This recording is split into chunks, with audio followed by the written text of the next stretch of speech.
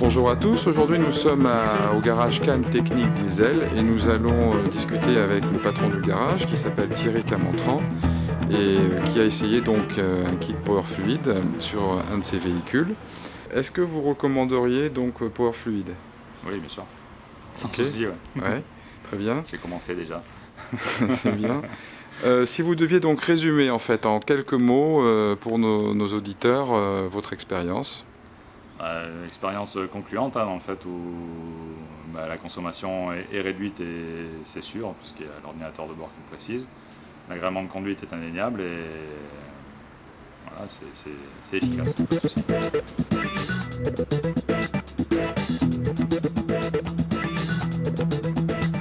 Quelle est l'activité de votre entreprise, Thierry? Donc nous sommes agents Iveco avant tout, donc poids lourd, utilitaire et beaucoup de 4x4 en réparation. D'accord, donc quelles sont vos fonctions dans l'entreprise?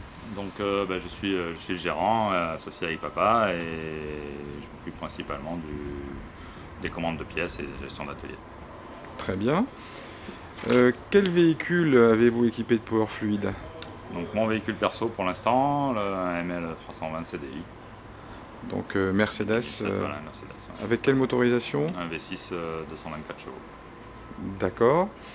Donc c'était il y a combien de temps? On l'a fait fin juin à peu près. Oui.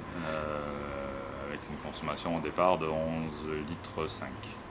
D'accord, donc là nous sommes un mois plus tard, nous sommes le 26 juillet.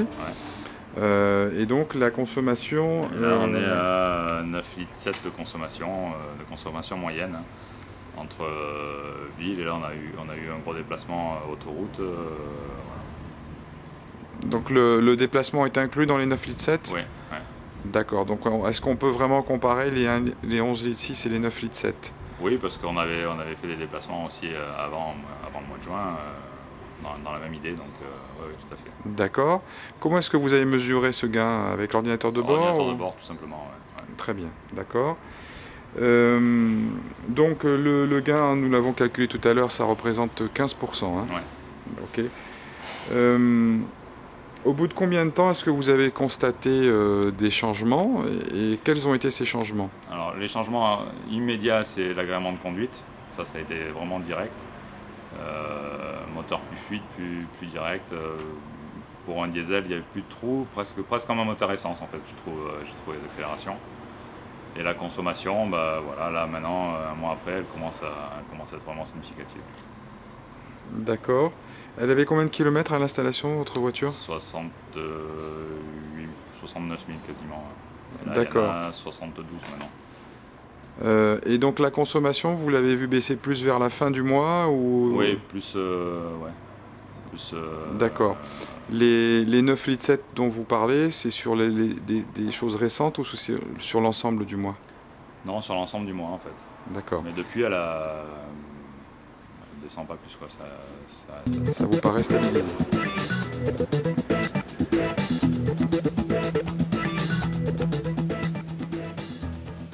Ils ont été donc, on parlait de différence d'impression de conduite, donc en termes de puissance précisément, qu'est-ce que ça a changé? En termes de puissance, bon, c'est vrai que maintenant on ne peut plus trop rouler, donc c'est un peu plus délicat. Mais... Sur circuit? Ouais, voilà. Sur circuit, on va dire. L'accélération est beaucoup plus franche. Moi, je ne conduis pas à fond tout le temps, donc je n'ai jamais essayé vraiment. Même si j'aime bien, mais maintenant avec les limitations c'est plus délicat. Mais oui, surtout en accélération c'est plus franc, le couple est beaucoup plus présent et vraiment beaucoup plus agréable. Vous avez une boîte automatique ou manuelle? Auto, ouais. Est-ce que vous avez remarqué une différence de fonctionnement? pareil, beaucoup plus direct, moins d'à-coups, moins de trous. Et vous diriez que les rapports passent comme avant ou peut-être un petit peu plus tôt dans le compte-tour? Ouais, plutôt. D'accord. Ouais. Alors bon, pour nos auditeurs, c'est un phénomène assez habituel dans la mesure où une boîte est capable de s'adapter au couple délivré par le moteur. Si le couple augmente, elle a tendance à passer les rapports plus tôt. C'est un phénomène qu'on observe sur les camions, puisque les camions sont déclinés en plusieurs puissances.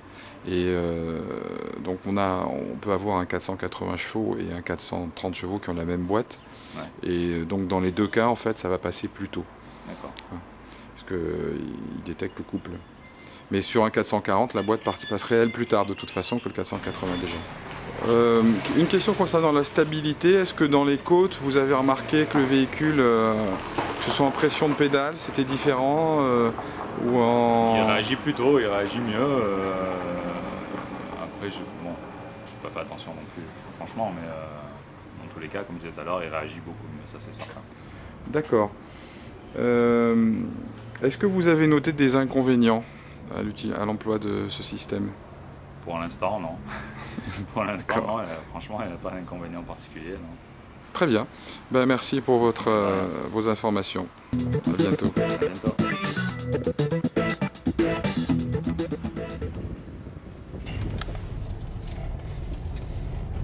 Bien, donc nous partons en essai parce que nous avons modifié certains paramètres sur le réglage du kit Power Fluid.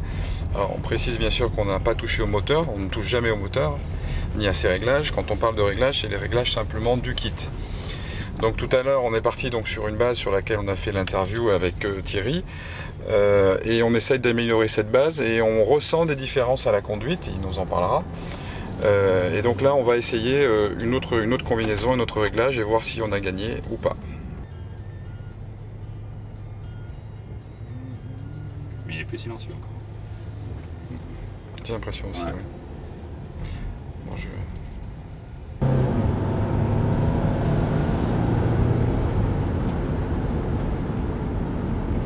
Là, il y a un réel gain. Par rapport à tous? Ouais.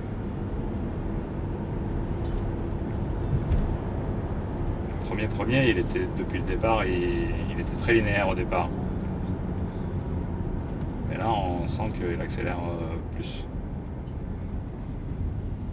Donc c'est pas moins bien, c'est mieux partout. Ça a l'air mieux partout, ouais. Ça a l'air mieux partout en tout cas. Ouais. Bon. Parce que même au départ, il a plus le trou malgré tout.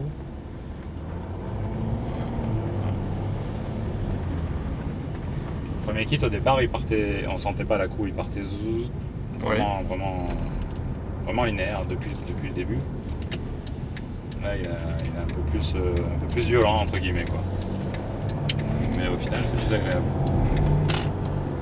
Bon, de toute façon, on aura le juge de paix qui est la conso. Oui, après c'est ça.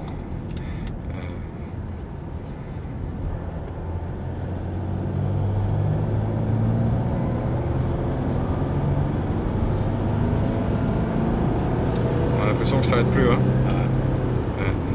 Là, Et si tu devais quantifier, tu dirais en pourcentage, par exemple, entre un kit... entre rien et ce kit-là, et puis entre celui qu'on a évalué tout à l'heure à l'interview et celui-là. Qu'est-ce qu'il y a comme différence? Entre rien et celui-là, il y a un gain de puissance. Il faudrait que je roule un peu plus avec, mais je pense que c'est sûr. Il y a un gain de puissance, voilà. Et donc il est plus onctueux. Entre rien et celui-là. Là, c'est un régal. Et entre rien et le premier que j'avais sur celui d'interview, il paraît plus bridé que celui-là en fait. Entre le premier kit et ce kit-là, le premier paraissait plus bridé dans les hauts régimes. Celui-là, il est très très onctueux.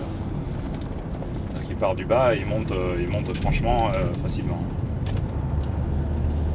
Le premier, on sentait qu'il y avait une réelle amélioration au départ, mais après d'origine presque. Alors que là, on sent qu'il part et il part et ça s'arrête plus. Oui, c'est assez étonnant. Alors en fait, pour nos auditeurs, on va expliquer ce qu'on a fait. On a augmenté principalement sur cette version-là, on a augmenté la charge sur l'air. Et donc en fait, l'air et l'essence s'attirent, enfin le gazole s'attire encore plus fort. Et donc c'est très sensible sur les montées en régime et les prises de tour. On a vu des motos gagner 1000 tours au rupteur avec ce type de kit, parce que finalement le mélange a franchi des limites mécaniques habituelles. Voilà. Bon, ben on va rester sur celui-là, et puis on va attendre. On va voir la conso après.